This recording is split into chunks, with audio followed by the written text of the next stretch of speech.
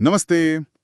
आज हम बात कर रहे हैं रॉबर्ट कियोसाकी की एक बहुत ही मशहूर किताब अमीर पिता गरीब पिता के बारे में। हाँ, ये वो किताब है जिसने मतलब लाखों लोगों के पैसे को देखने का नजरिया ही बदल दिया। हमारे पास कुछ नोट्स और लेख हैं जो इस किताब की जो मूल सोच है ना, उस पर रोशनी डालते हैं। हाँ, तो आज हम इन्हीं विचारों को थोड़ा कुरेदेंगे, ये समझने की कोशिश करेंगे कि ये किताब जो हमारी पारंपरिक सोच है पैसे को लेके, उसे कैसे चुनौती देती है। खासकर जैसे व्यक्तिगत वित्त हो गया, निवेश और हाँ, वित्तीय साक्षरता। इन सब पर तो चलिए शुरू करते हैं। किताब का जो केंद्र बिंदु है वो है दो अलग अलग सोच वाले पिताओं की तुलना, एक अमीर पिता और एक गरीब पिता। ये असल पिता नहीं है, मतलब दो अलग विचारधाराओं के प्रतीक है ना? हाँ बिल्कुल। और ये फर्क बहुत दिलचस्प है। जो गरीब पिता हैं, जो असल में लेखक के अपने पढ़े लिखे पिता थे, वो पारंपरिक रास्ते पर जोर देते थे कि भाई खूब पढ़ो, अच्छी डिग्री लो हम्म, और एक सुरक्षित अच्छी तनख्वाह वाली नौकरी पकड़ लो। हाँ हाँ, ये तो सबसे आम सलाह है, मतलब ज्यादातर घरों में यही सुनने को मिलता है, सुरक्षा पहले। बिल्कुल। उनकी सोच थी कि अच्छी तनख्वाह ही सब कुछ है, स्टेबिलिटी। सही बात है। ये रास्ता जाना पहचाना सा लगता है, सुरक्षा और स्थिरता। लेकिन फिर आते हैं अमीर पिता। हाँ, ये उनके दोस्त के पिता थे और शायद उतने पढ़े लिखे भी नहीं थे। उनकी सोच कैसे अलग थी? हाँ, अमीर पिता की सोच बिल्कुल आप कह सकती हैं उल्टी थी। उनका मानना था कि स्कूल ठीक है, आपको पैसा कमाना सिखा देगा, लेकिन पैसे को काम पर कैसे लगाना है वो नहीं सिखाता। अच्छा।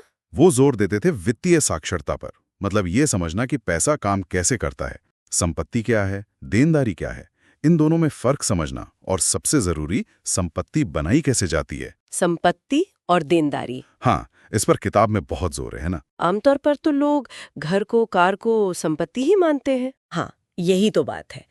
लेकिन अमीर पिता का नजरिया बिल्कुल अलग था। उनके लिए संपत्ति वो चीज है जो आपकी जेब में पैसा डाले। जैसे मान लीजिए किराए की प्रॉपर्टी है, उससे किराया आ रहा है, या कोई स्टॉक निवेश जिससे डिविडेंड मिल रहा है। ओके। और देनदारी वो जो आपकी जेब से पैसा निकाले, जैसे कार का लोन या होम लोन का वो हिस्सा जो सिर्फ आपकी जेब से जा रहा है। तो गरीब पिता अच्छी नौकरी और बड़े घर पर फोकस करते थे।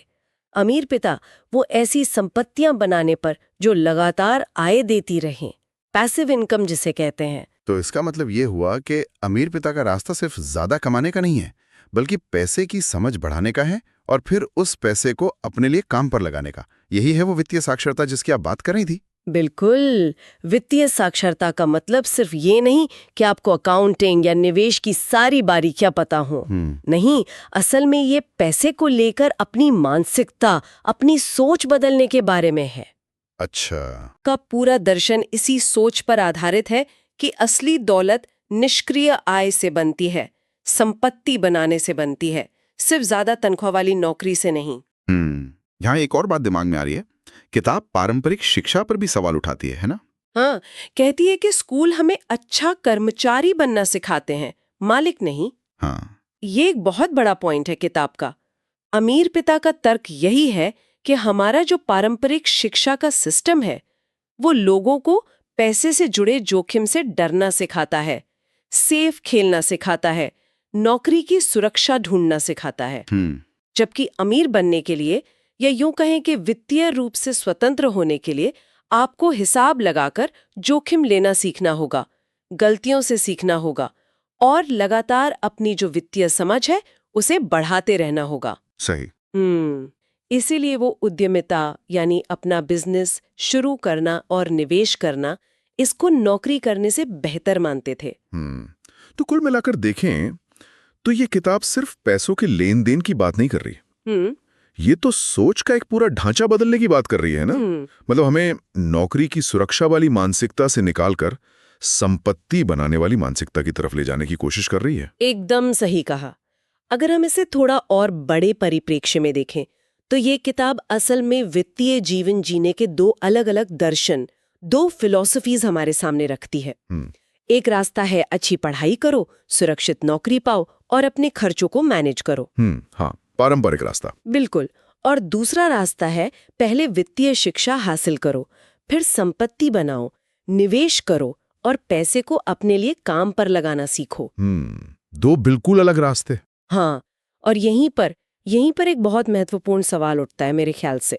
जब हम अपने रोजमर्रा के वित्तीय फैसले लेते हैं, चाहे वो छोटा सा खर्च हो या कोई बड़ा निवेश, तो क्या हम कभी रुककर ये सोचते हैं कि हमारे इन फैसलों के पीछे अनजाने में कौन सी वाली मानसिकता काम कर रही है?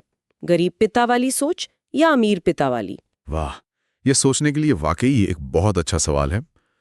लगता है आज की चर्चा के लिए हमारे पास यही मुख्य बातें थी। काफी कुछ सोचने को मिला। उम्मीद है इस बातचीत से विचारों को कुछ नई दिशा मिली होगी। अगली बार फिर मिलेंगे कुछ नए स्रोतों और नई जानकारियों के साथ।